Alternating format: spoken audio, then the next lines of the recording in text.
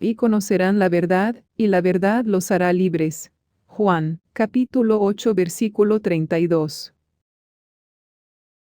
Atención. La siguiente información pretende no ofender, discriminar y mucho menos atacar las diferentes formas de pensar, religión ni creencia alguna de quienes vean el siguiente video. Está diseñado con el propósito de instar al auditorio a la investigación personal de las Santas Escrituras.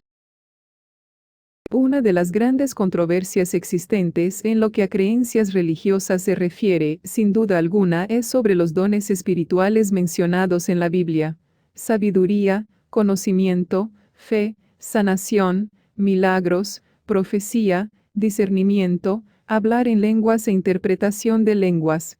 Primera carta a los Corintios capítulo 12 versículos del 8 al 10. El asunto que nos atañe en este video es saber si dichos dones aún están vigentes o no. Pero, ¿cuál es la razón de la importancia que tiene saberlo? Porque esa es una de las maneras más astutas que utiliza el enemigo para apartarnos de nuestro Hacedor, Dios Todopoderoso, creación que vino a ser, mediante nuestro Señor Jesucristo, según Juan capítulo 1 versículo 3. ¿Cuál es la razón de la controversia entonces? Algunas religiones han tomado estos dones como su estandarte distintivo para hacer creer a las masas que Cristo está ahí con ellos, pero ya lo dijo nuestro Señor en Mateo, capítulo 24 del 23 al 28. Si en esos días alguien les dice: miren, aquí está el Mesías, o allí está el Mesías, no le crean, porque vendrán falsos profetas y falsos mesías, y harán cosas tan maravillosas que engañarán a la gente.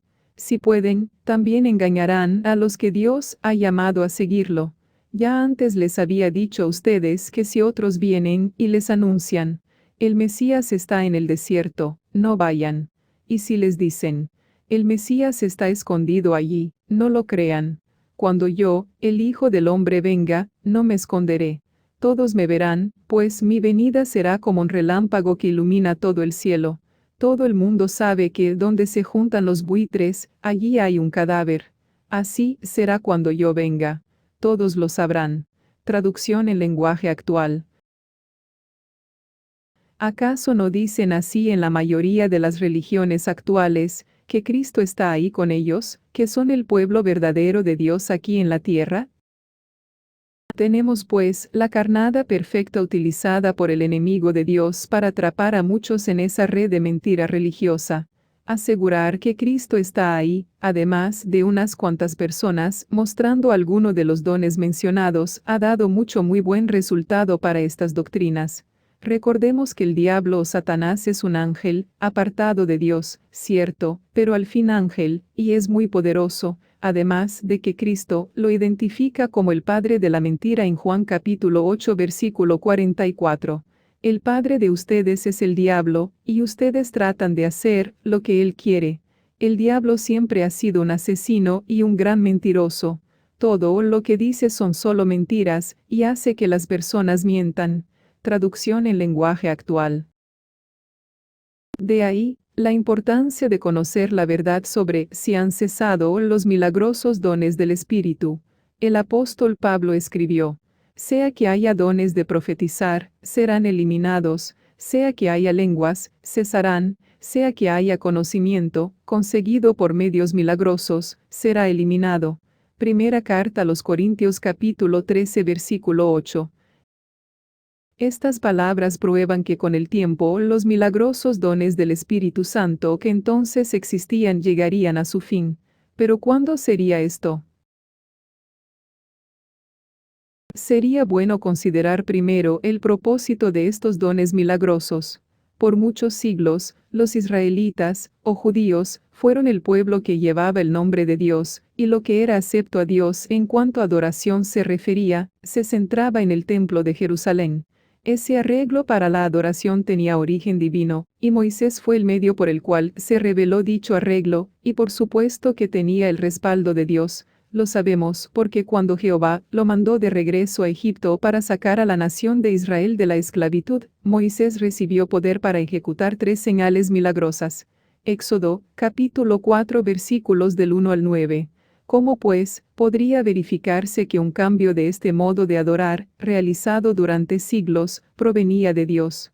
Esto exigía milagros estupendos para probar que, con la muerte y resurrección de Jesucristo en el año 33 era común, se había iniciado un nuevo modo de rendir servicio sagrado acepto. Así, por medio de milagros, se estableció que el medio de salvación revelado por Jesucristo era de origen divino. La Biblia nos dice: por eso debemos poner más interés en el mensaje de salvación que hemos oído, para no apartarnos del camino que Dios nos señala.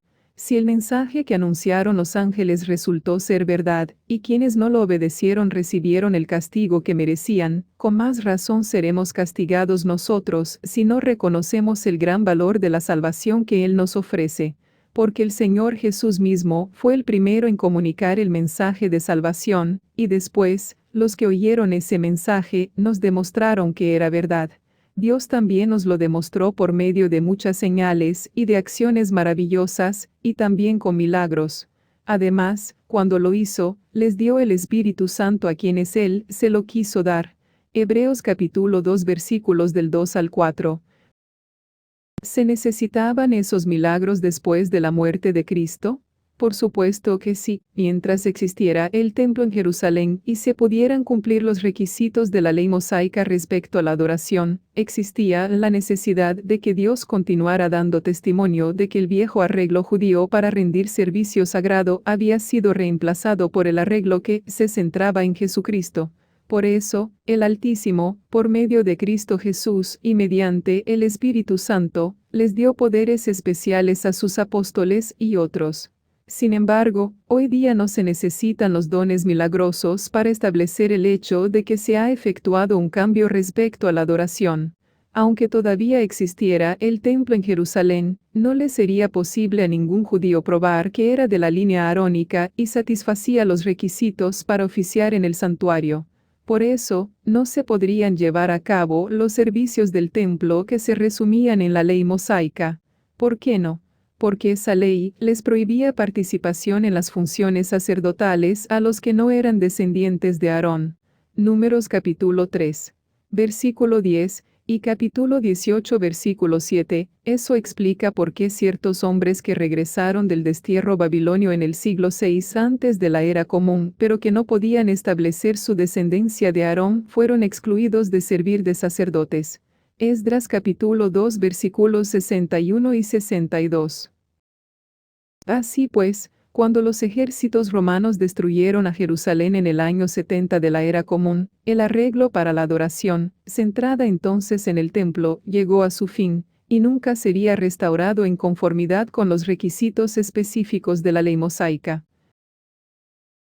Sencillamente, hoy en día, no se necesitan milagros para probar que la adoración verdadera ya no depende de un templo literal en Jerusalén. Hoy en día lo que el Altísimo quiere es que los adoradores se acerquen a Él por medio de Jesucristo con espíritu y con verdad. Juan capítulo 4 versículos 23 y 24, y capítulo 14 versículo 6.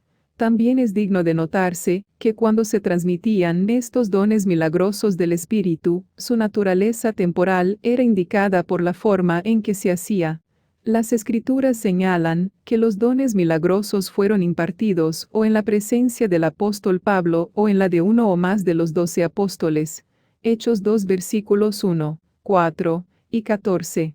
Capítulo 10 versículos 44 y 46.